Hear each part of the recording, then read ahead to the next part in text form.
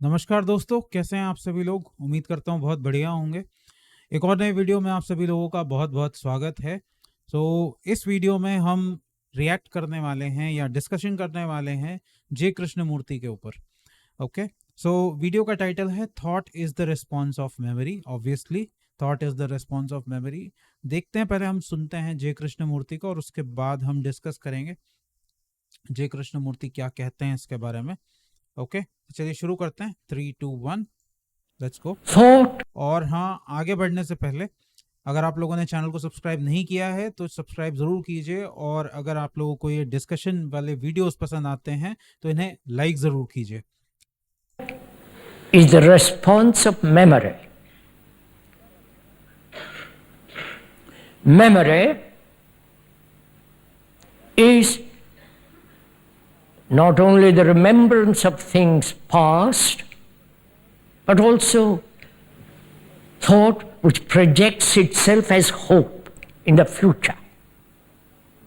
So thought is response of memory.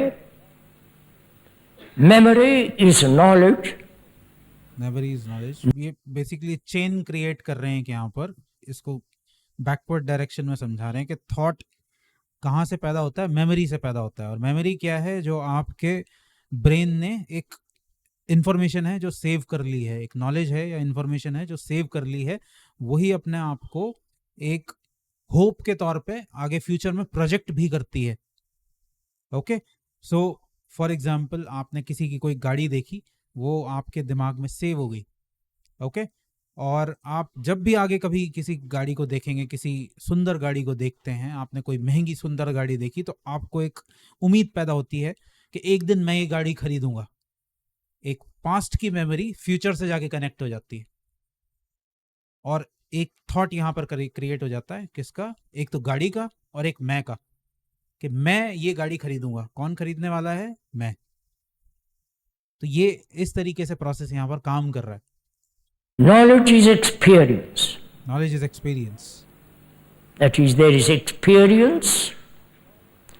From experience there is knowledge. From knowledge there is memory or remembrance. And from memory you act. So from that action you learn, which is further knowledge. So, ये एक chain create हो गई है कि knowledge से हमारी memory create हो रही है और मेमोरी से हमारा एक्शन निकल रहा है। तो बेसिकली मेमोरी क्या है? एक पास्ट है। तो ऑलवेज हमारा जो एक्शन निकल रहा है वो किससे निकल रहा है? प्रेजेंट से नहीं निकल रहा है, हमेशा पास्ट के थ्रू निकल रहा है। क्योंकि हम चीज़ों को पास्ट के थ्रू, किसके थ्रू देखते हैं? हमारा थॉट बना हुआ है मेमोरी से, और मेमोरी बनी होती है पास्ट नॉलेज की, और वही हमारे वो जो पास्ट नॉलेज है वो बनी होती है किसकी? एक्सपीरियंस की। Okay, basically repetition of things की। सो इन एक्चुअलिटी, इन रियलिटी, हम कभी प्रेजेंट में एक्ट कर ही नहीं रहे हैं, हम हमेशा पास्ट के बेसिस पे ही एक्ट कर रहे हैं। क्योंकि वो थॉट, जो मैं का थॉट है, वही किससे आ रहा है? मेमोरी से आ रहा है, और मेमोरी पुरानी है, तो वो जो मैं का थॉट है वो भी हमेशा पुराना ही होता है। एक सेंस में आपका जो मैं है, एक सेंस में नहीं, रियलिटी में आपका जो मैं है वही पुराना है, वही बासी है। So we live in this cycle. Experience, knowledge, memory. Experience, knowledge, memory and thought. Experience, knowledge, experience create करता है नॉलेज को, नॉलेज क्रिएट करती है मेमोरी को, और मेमोरी क्रिएट करती है थॉट को। ये ऑर्डर है। एक्सपीरियंस, नॉलेज, मेमोरी, थॉट, या उल्टा भी ले सकते हो। एक्सपीरियंस, नॉलेज, मेमोरी, थॉट, कुछ इस तरह से। Thought, action. In this cycle human beings live, always living within the field of knowledge. I hope this is not boring you. No, not at all. Not at If all, it's sir. you're bored, I'm sorry. If you want something romantic, sentimental, something that pleases you, I hope you won't listen there. ऐसा कृष्णमूर्ति बोल क्यों रहे हैं कि I hope you are not bored? I hope you are not looking for something romantic, क्योंकि उस time के कृष्णमूर्ति के टाइम के जितने भी और गुरु वगैरह थे वो पोएटिक वे में बात करते थे, और कृष्णमूर्ति इस टाइप के बिल्कुल भी नहीं थे। वो पोएट्री को बिल्कुल भी या घुमा फिरा के बात करने वाले इंसान नहीं थे। वो बिल्कुल टू द पॉइंट इंटेलेक्चुअली, वो एक बेसिकली एक ऋषि जैसे हैं। बिल्कुल कृष्णमूर्ति एक ऋषि जैसे हैं, वो टू द पॉइंट बात करते हैं। सांख्य के सांख्य सांख्य दर्शन के ऋषि जैसे हैं, वो टू द पॉइंट एकदम बात करते हैं, इधर जरा इधर नहीं ज्यादा उधर नहीं। तो इसलिए कृष्णमूर्ति के साथ इंटेलेक्चुअल चीजें इतनी ज्यादा होती हैं कि कभी कभी लोगों को बोर फील होता है, इसलिए कृष्णमूर्ति बोल देते हैं आई hope you not get bored. But what we are talking about is very serious. Yes, It's not something for the weekend, for a casual listening. For casual. Because we are concerned with the radical change of human consciousness. और ये बात भी कृष्णमूर्ति बार बार बोलते थे कि I hope you are serious, we are talking it very seriously, we are asking this question very seriously. इस चीज पे भी कृष्णमूर्ति का बहुत जोर रहता था कि आप इसे बिल्कुल भी हल्के में ना पूछें। आप जब भी इस चीज पे विचार कर रहे हैं या इस सवाल को उठा रहे हैं, अपने एग्जिस्टेंस से रिलेटेड, अपने साइकोलॉजी से रिलेटेड किसी भी सवाल को अगर आप उठा रहे हैं, तो उसे आप मजाक में बिल्कुल भी ना लें, उसे बिल्कुल सीरियसली पूछें। गहन चिंतन मनन पे उनका जोर था। So we have to think about all this. Look together. See if it is possible. Why? Actually Krishnamurti की जो कोशिश थी वो ये थी कि वो फैक्ट, लोगों को सत्य सीधा दिखा सकें, पर लोग अपने आइडियाज में, अपने थॉट्स में, अपनी स्टोरीज में इतने ज्यादा फंसे हुए हैं, अपने प्री कंसीव्ड नोशंस में इतने ज्यादा फंसे हुए हैं कि वो सीधे ट्रूथ को देख नहीं पाते। कृष्णमूर्ति की कोशिश हमेशा यही रही है कि डिस्कशन के थ्रू आपको सत्य दिखाया जा सके, सत्य तक पहुंचाया जा सके। इसलिए वो हमेशा बोलते थे कि we are doing it together, we are seeing it together, are you with me. वो बार बार पूछते रहते थे अपने डिस्कशंस में कि are you with me, we are asking this question very seriously, I hope are you with me or not. ये आपको अक्सर सुनने के लिए मिलेगा कृष्णमूर्ति के डिस्कशंस में, क्योंकि वो चाहते थे, वो कृष्णमूर्ति बात करते थे सडन एनलाइटनमेंट की। एक्चुअल में तो वो एनलाइटनमेंट की कभी बात ही नहीं करते थे, वो बात करते थे सदा सत्य दिखाने की, कि आप देख लो, आपने, क्योंकि ये अभी हो रहा है, प्रेजेंट में हो रहा है, आपने देख लिया तो अभी देख लिया, अभी नहीं देख पाए तो फिर बाद में इसे देखने का कोई तरीका नहीं है। देख सकते हो तो अभी देख सकते हो, क्योंकि ये हो ही अभी रहा है। Human beings who have lived on this earth for so many million years are still like as we are. We may have advanced technologically, better communication, better transportation, hygiene, and so on. But inwardly, we are the same, more or less. Psychologically, we are unhappy, uncertain, lonely. Uncertain है, lonely हैं, हम अपने साथ सुख महसूस, हम अपने साथ खुश नहीं फील करते। और इसकी बहुत बड़ी वजह यह भी है कि सोसाइटी ने आपको ये सिखा दिया है, दुनिया ने, सोसाइटी ने, आज के समय में कंपनीज भी इसमें इन्वॉल्व हो गई हैं। आपको समाज ने, कंपनीज ने, हर तरह की सोशलिस्ट सोसाइटी हो या कैपिटलिस्ट सोसाइटी हो, उसने आपको ये सिखा दिया है कि आपको खुश रहने के लिए कुछ करना पड़ेगा, आपके अंदर कुछ ना कुछ कमी है। आपको खुश रहने के लिए कोई कपड़ा चाहिए, कोई प्रॉपर्टी चाहिए, कुछ खाना पड़ेगा, कुछ मेकअप करना पड़ेगा, कि कुछ ना कुछ कमी है, और वो कमी कहीं बाहर से ही पूरी हो सकती है। बट व्हाट इफ के कोई कमी है ही नहीं? क्या हो कि ये सब झूठ हो और आप में असल में कोई कमी है ही नहीं? असल में आपको जैसा होना चाहिए था, आप साइकोलॉजिकली वैसे ही हैं। आपकी साइकोलॉजी में कोई भी प्रॉब्लम है ही नहीं, और अगर कोई प्रॉब्लम नहीं है तो आपको कोई सामान भी नहीं बेचा जा सकता। और अगर आपकी साइकोलॉजी में कोई प्रॉब्लम नहीं है तो फिर इस मैं की भी कोई ज़रूरत नहीं रह जाती, क्योंकि यही मैं ही आपको हमेशा सजेस्ट करता रहता है, ये मैं ही आपको सदा कमी फील कराता रहता है, ये मैं ही आपको सजेशंस देता रहता है कि शायद मैं ऐसा कर लूं तो खुश हो जाऊं, शायद मैं वैसा कर लूं तो खुश हो जाऊं। पर क्या हो कि अगर कोई कमी हो ही ना, carrying the burden of sorrow endlessly. And any serious man confronted with this challenge must respond. He can't take it casually, turn his back on it. That's why this meeting and tomorrow morning meeting is very, very serious. Because we have to apply our minds and our hearts to find out if it is possible to radically bring about a mutation in our consciousness and therefore in our action and behavior. So as we were saying, thought is born of experience, knowledge. And so there is nothing whatsoever sacred about thought. It is materialistic. It is a process of matter, thinking.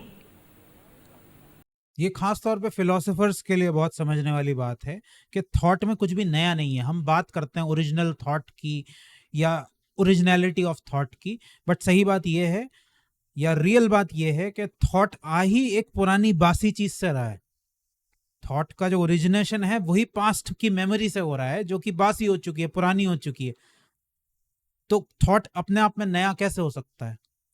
Thought कभी नया होता ही नहीं है। जो नया है वो तो अभी है, प्रेजेंट मोमेंट नया है, क्योंकि प्रेजेंट मोमेंट में मेमोरी नहीं होती। मेमोरी हमेशा पास्ट की मेमोरी है, मेमोरी ही पास्ट है। And we have relied on that, on thought, to solve all our problems, political, religious, relationship, and so on. And our brains, our minds are conditioned, educated to solve problems. Thought has created the problem,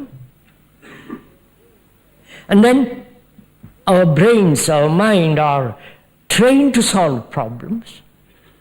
पहले तो हमारा mind ही society ने condition कर दिया है problems को solve करने के लिए, और ये प्रॉब्लम्स भी थॉट के द्वारा ही पैदा हो रही हैं। तो ये एक सर्कल क्रिएट हो गया है कि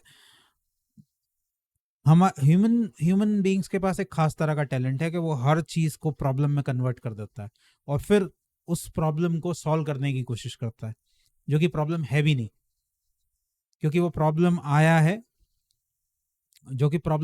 है किसके थ्रू? उस थॉट के थ्रू। और ये प्रॉब्लम करने की एक सिंपल टेक्निक क्या है? वैसे तो बहुत तरीके से प्रॉब्लम क्रिएट करता है, बट इसके प्रॉब्लम क्रिएट करने की टेक्निक क्या है? दिस वर्सेस दैट, ये वर्सेस ये, मैं वर्सेस तू, वर्सेस कर देता है। वर्सेस क्या करता है? सेपरेशन क्रिएट कर देता है। जैसे which is better, this versus this. Social media के ऊपर आप लोगों को दिखेंगे बहुत तरीके के वर्सेस, आपको दिखेंगे this versus that, Hindu versus Muslim, English versus Hindi, कि ये बेटर है या ये बेटर है, एक बाइक का दूसरे बाइक से चल रहा है। बहुत तरीके के आपको कंपैरिजन मिलेंगे, वर्सेस दिस वर्सेस दैट। और यही क्या करता है? प्रॉब्लम को क्रिएट करता है, यही कन्फ्लिक्ट क्रिएट करता है, जबकि ऐसा है नहीं। जबकि रियल वर्ल्ड में एक्चुअल में क्या हो रहा है? इंग्लिश भी है, हिंदी भी है।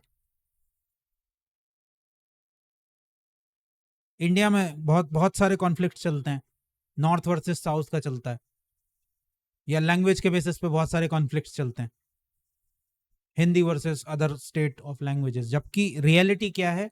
यहाँ पर ये लैंग्वेज भी है, वो लैंग्वेज भी है, यहाँ पर साउथ इंडियन लैंग्वेजेस भी हैं, यहाँ नॉर्थ इंडियन लैंग्वेजेस भी है, यहाँ पे साउथ इंडिया भी है, नॉर्थ इंडिया भी है, दोनों को एग्जिस्ट करते हैं। वर्सेस जैसी कोई चीज नहीं है। लेकिन अगर आपको लड़ाना है, कॉन्फ्लिक्ट क्रिएट करना है, तो उसमें क्या डालना पड़ता है? वर्सेस डालना पड़ता है।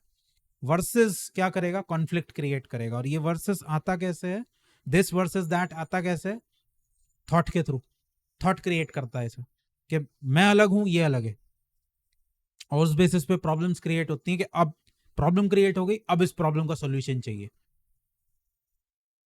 प्रॉब्लम क्रिएट कर दी, दिस वर्सेस दैट की प्रॉब्लम क्रिएट कर दी, अब इसका सॉल्यूशन बनाओ, जो कि प्रॉब्लम थी नहीं इनिशियली। दोनों साथ में कोएग्जिस्ट कर सकते थे, कोई प्रॉब्लम नहीं थी, लेकिन माइंड इसको पहले, आपका जो मैं है, माइंड है, वह इसको प्रॉब्लम बनाएगा, फिर इसका सॉल्यूशन ढूंढेगा। ये एक कमाल का टैलेंट है ह्यूमन बीइंग्स के पास। If you have an engineering problem, you solve it. A problem of disease, one solves it. And so on. Our minds are trained to solve problems. These problems are created by thought, psychologically, inwardly. You follow what is happening? Thought creates the problem psychologically, and the mind is trained to solve problems. So, thought creating the problem, thought then tries to solve the problem. So, it is caught in the same old process, a routine. So, problems are becoming more and more complex, more and more insoluble. So, we must find, if it is at all possible, if there is a different way of approaching this life, not through thought, because thought has not solved our problems. On the contrary, ये कृष्णमूर्ति का style था। कृष्णमूर्ति सीधे जवाब नहीं देते थे, कृष्णमूर्ति सवाल पूछते थे। अब यहाँ बहुत इंपॉर्टेंट उन्होंने सवाल पूछा है कि क्या डेली लाइफ में ऐसा कोई लाइफ जीने का तरीका हो सकता है जिसमें हम थॉट के थ्रू ना जाएं, क्योंकि थॉट से ही सारी डेली लाइफ की प्रॉब्लम्स क्रिएट हो रही हैं। क्या हम विदाउट थॉट अपनी डेली लाइफ को जी सकते हैं? क्या हम विदाउट थॉट इस लाइफ को अप्रोच कर सकते हैं? thought has brought about greater complexity. We must find, if it is possible, or if it is not possible, if there is a different dimension, a different approach to life altogether. कोई different approach हो And that's why it's important to understand the nature of thought, nature of our thinking. अच्छा, ये भी important है कि वो हर चीज को क्वेश्चन के फॉर्म में क्यों पूछते हैं, क्योंकि ये कृष्णमूर्ति का स्टाइल था, और ये बहुत कमाल की चीज थी। ये जय कृष्णमूर्ति का स्टाइल था कि वो फोर्स नहीं करना चाहते थे चीजें आपके ऊपर, वो फोर्सफुली चीजें आपको बताना या समझाना नहीं चाहते थे, इसलिए वो क्वेश्चन के फॉर्म में चीजें आपके सामने रखते थे कि आप खुद से इसको अप्रोच करो। जो बुद्ध का स्टाइल था, बुद्ध कहते थे ना, अप दीपो भव, मेरे कहने से मत मान लो, खुद से इसको अपने दीपक स्वयं बनो और खुद इसकी सच्चाई को, मैं जो बोल रहा हूं, खुद इसकी सच्चाई को जानो, खुद इसको देखो, सिर्फ इसलिए मत मान लो कि मैं बोल रहा हूं।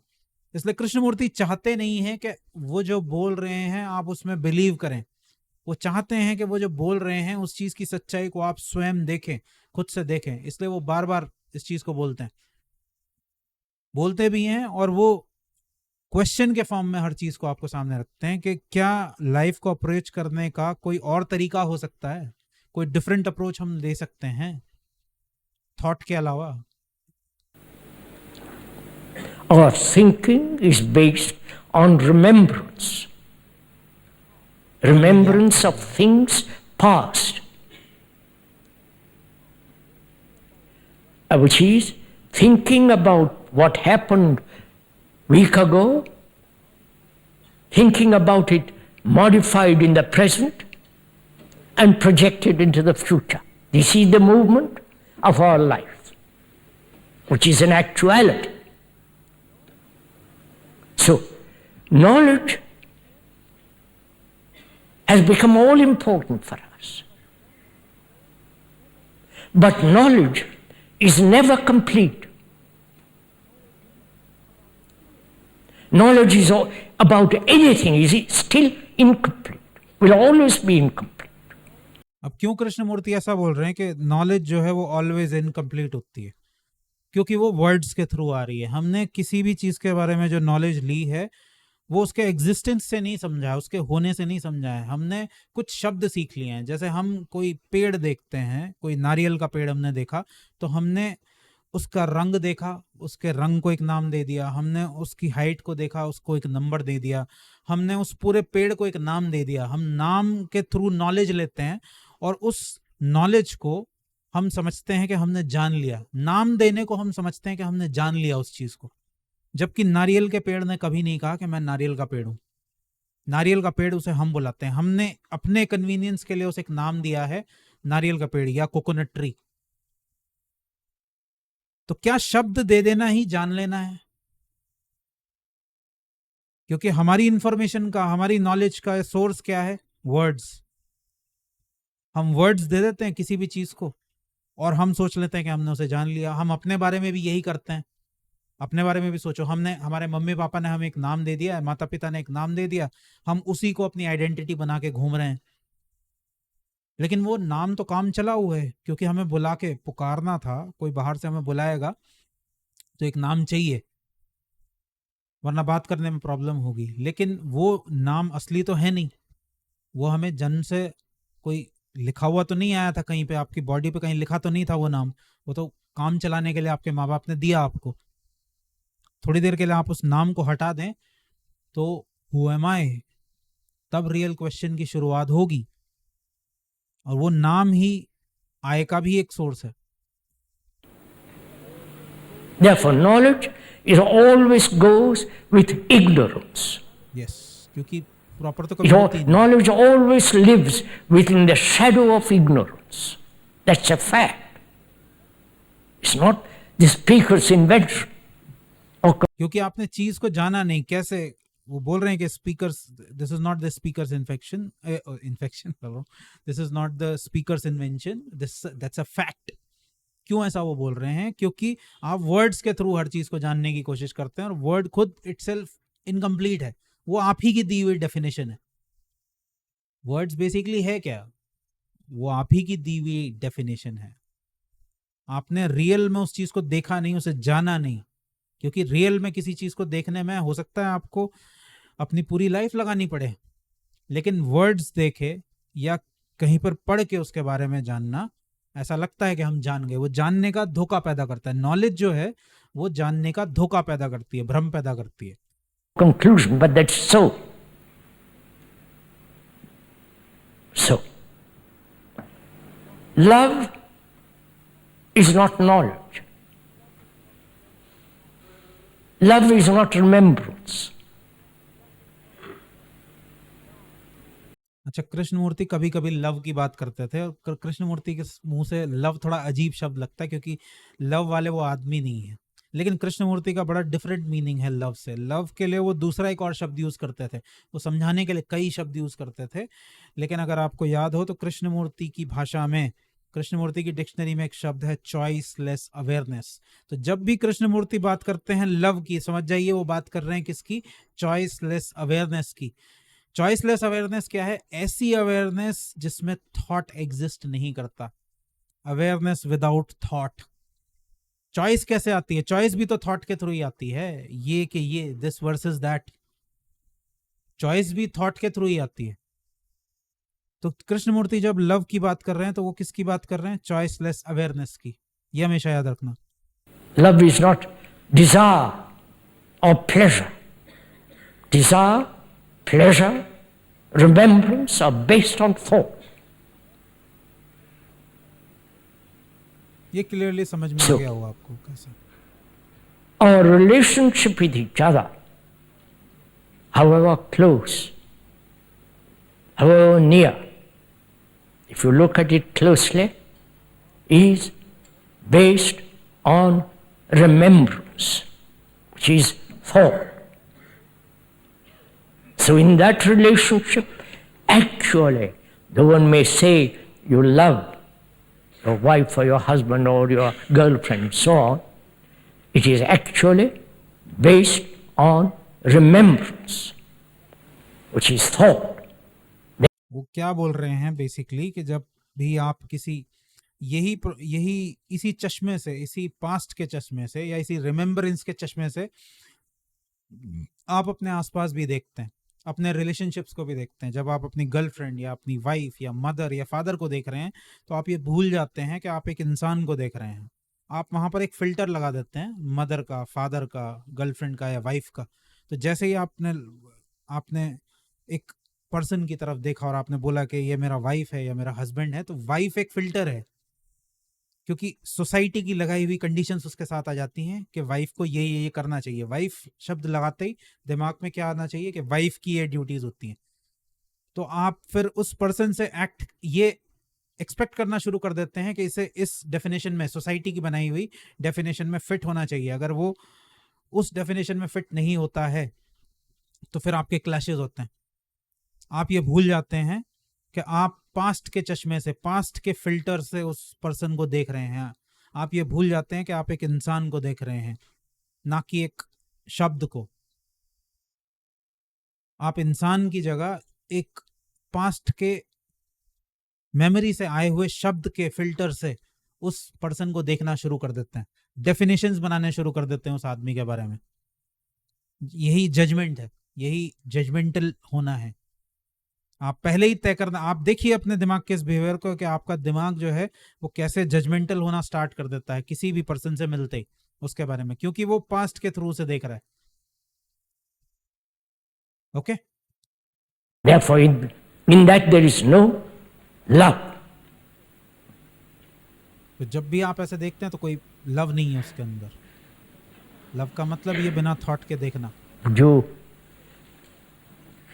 actually see that fact, or do we say what? क्या आप वो दिखा रहे हैं, अभी दिखाने की कोशिश कर रहे हैं कि क्या आप ये फैक्ट अभी देख सकते हो, प्रेजेंट मोमेंट में ये देख सकते हो?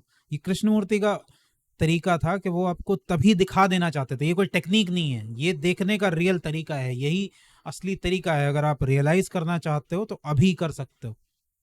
Terrible things you are saying. I do love my wife. But is that so?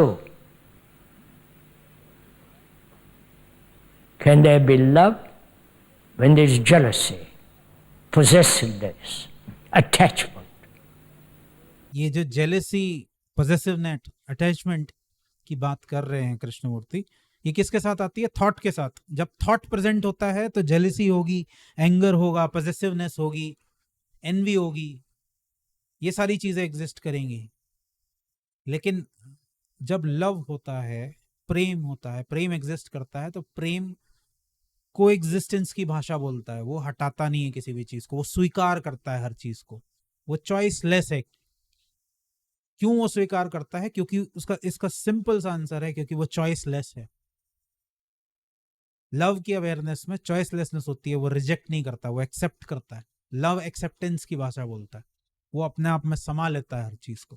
When each one is pursuing his own particular ambition, greed, envy, or direction, like two parallel lines never meeting, is that love?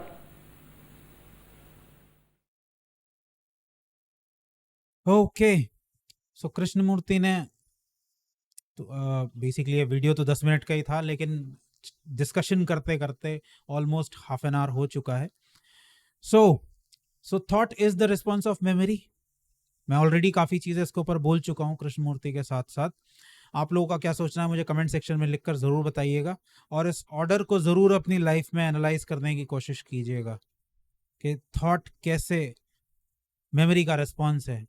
Krishnamurthy ने अभी इस video के अंदर explain किया कि experience, knowledge, experience, memory, thought, action, कैसे ये cycle create होती है, और यही आपकी लाइफ को चलाती है। और ये पूरी की पूरी जो लाइफ है, ये पूरी की पूरी जो प्रोसेस है, वो पास्ट के ऊपर बेस्ड है। इसीलिए आपका जो पास्ट मेमोरी के ऊपर बेस्ड है, और इसीलिए आपका जो थॉट है वो भी पास्ट है, वो भी पुराना है, वो भी बासी है।